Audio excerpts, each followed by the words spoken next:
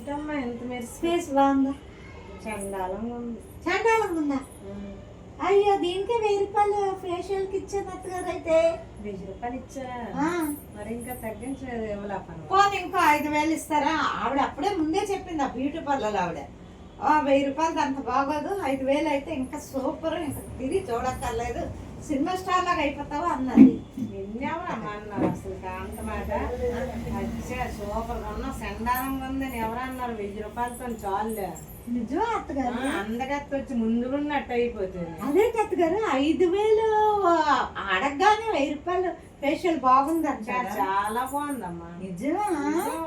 అందగత్తివి.